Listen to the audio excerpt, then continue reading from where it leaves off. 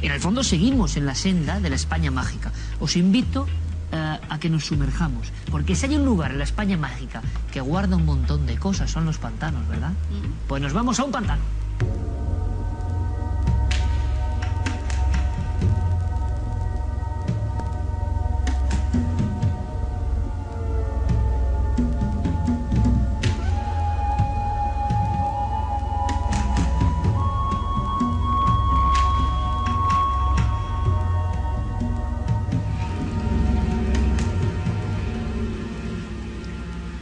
Los pantanos y embalses son como un archivo de agua, de recuerdos, de historias, de piedras, de mitos.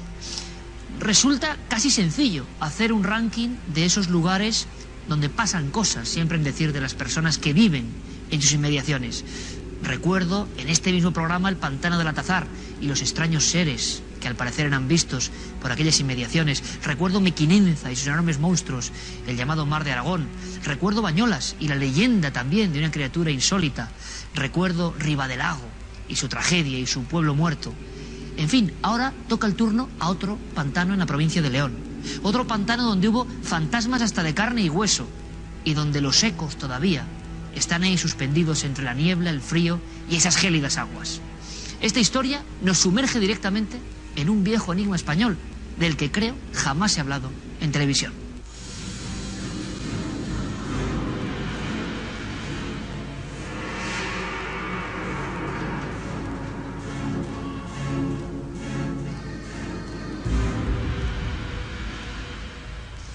Hola.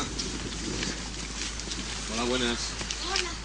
¿Qué le iba a preguntar, señora? ¿Puede leer esto a ver si recuerda algo de esta historia? Es del año 57. Ay, ¿qué va? No, Échale un ojo a ver.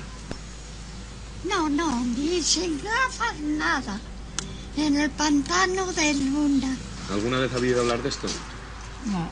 La procesión de ánimas, ¿no ha habido nunca nada de esto? No es tradición Vamos, aquí. allá en tiempo sí, creo que, porque el cementerio está ahí al lado de la iglesia.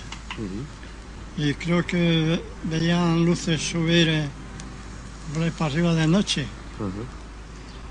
No sé, dos o tres noches las vieron.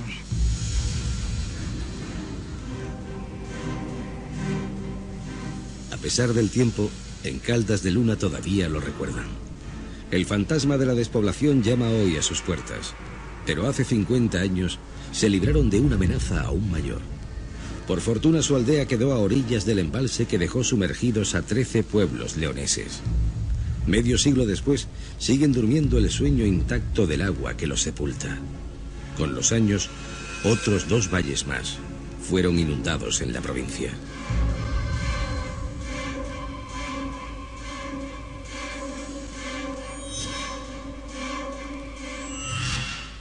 Hubo gente que se negó a irse del pueblo. Por ejemplo, cuando se construyó el pantano de Riaño, la resistencia fue brutal. Bueno, de aquella ya salió en todos los periódicos, ya casi en toda España cuando se habla de pantanos y de la resistencia a irse de la tierra, todo el mundo recuerda el pantano de Riaño. Hay casos concretos, la gente llegaba a quemar sus casas para que no quedaran en pie debajo del agua. Hay miles de anécdotas. Había un hombre que cuentan que estaba en su casa y que no sabía que iban a venir a desalojarlo, y el hombre esperó en la cama con la escopeta metida en la boca. Y en cuanto entraron en su habitación disparó.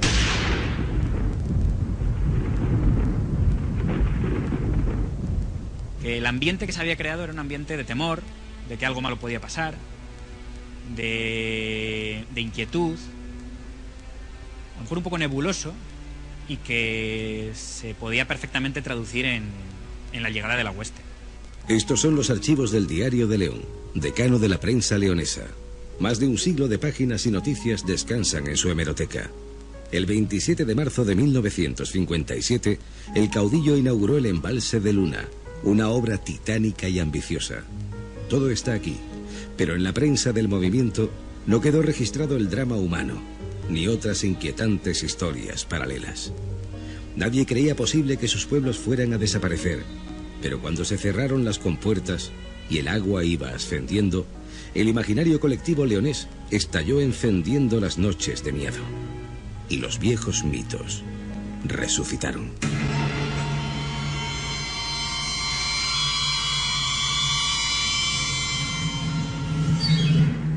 que cuenta es que los vecinos se encontraban con una especie de procesión, o es descrita como una especie de procesión de gente encapuchada, vestida de negro, portando unas velas o cirios encendidos, recitando salmos, y que circulaba por las calles próximas al pueblo, por las calles del pueblo y por los alrededores.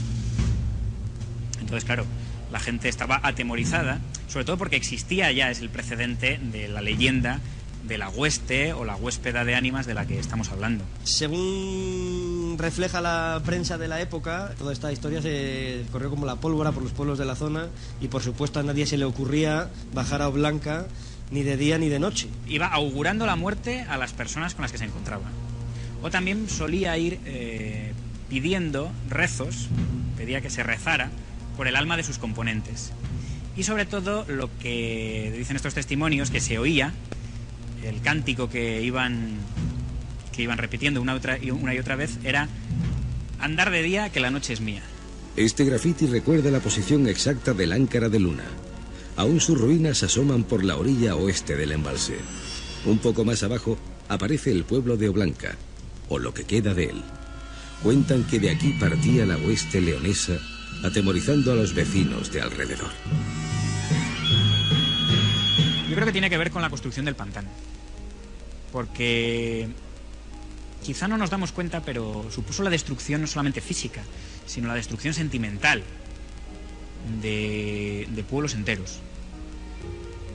Se destruyó la iglesia, referente religioso, se destruyó la escuela, se destruyeron los hogares, pero se destruyeron también los cementerios. No se pudieron sacar los cadáveres, los restos de los familiares de esos cementerios, aunque hubo gente que lo intentó. Con la memoria de las gentes y con sus propiedades ha quedado sus muertos y se ven los cementerios, por supuesto. Y en el caso del pantano de Barrios de Luna, que se hizo en los años 50, se inundó un 15 de junio, fue cuando empezó a llenarse el pantano. Y siempre cuentan por aquellos pueblos de Luna y de Bavia que hubo un hombre que se negaba a dejar el cadáver de su madre allí y la desenterró la noche antes y la llevó a otro cementerio. Durante 2 semanas nadie se atrevió a salir. Al caer la noche, en el pueblo de Caldas de Luna se cerraban los postigos y se cargaban escopetas. Las ánimas de los muertos del cementerio sumergido de Oblanca habían regresado. La Guardia Civil estaba al corriente y aumentaron la vigilancia por las sendas en busca de la procesión de ánimas. Este recorte, tímido y escueto, se hizo eco del acontecimiento paralelo. Es la única referencia que existe. Pero algunas historias de fantasmas tienen también un reverso más profano que divino. ¿Y qué es lo que recuerda que pasó? ¿Qué es lo que le contaron? Que andaban unos revestidos con sábanas o cosas de esas y que vamos, para que la gente creyera que eran fantasmas. Ajá. Lo que dice aquí, creían que iban a huir, en vez de ir a donde ellos, huir, pensando que eran los difuntos de Oblanca. Sí, me acuerdo. Pero no pasó nada porque hasta mi marido era de Oblanca. Ajá. Y nada, que llegaron y estaban con coches cogiendo... Metal. Sí. Hierros. Hierros y de esos que lo que había por allí que no valía. ¿Y qué le iba a preguntar? ¿Estuvieron como disfrazados, no? ¿Asustando a la gente o...? Bueno, algo de eso hubo, pero no pasó nada. Y comentan aquí en la noticia que durante una semana o 10 días estuvo la gente asustada. Sí, pero después ya se supo bien y bien. Sí. Oye, de aquella se asustaba uno de todo. La Guardia Civil descubrió a los impostores. Dos vecinos se disfrazaban de noche para poder extraer los metales del pueblo de Oblanca y venderlos al peso. En Caldas, todo volvió a la normalidad. Emilio Gancedo documentó en este libro decenas de tradiciones y casos similares que aún siguen vivos en la memoria del pueblo leonés. Hay que tener en cuenta que en todas estas comarcas rurales de la región leonesa había una pervivencia del pasado y de un pasado mítico enorme, increíblemente grande, ininterrumpida desde épocas prerromanas. Este año los embalses están al 99%.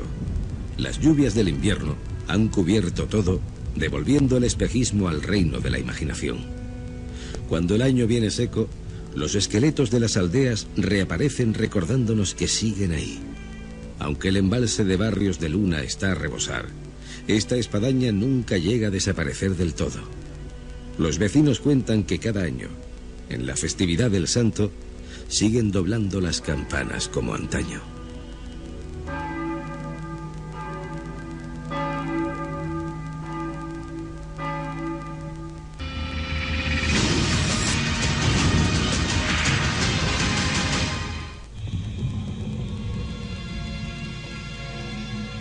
Los pantanos conservan como cápsulas en el tiempo, como cápsulas llenas de agua y de recuerdos, otras muchas cosas, no solo lo material. Y de lo inmaterial hablamos ahora, no seríamos Cuarto Milenio, sino que pasemos con una imagen, una foto.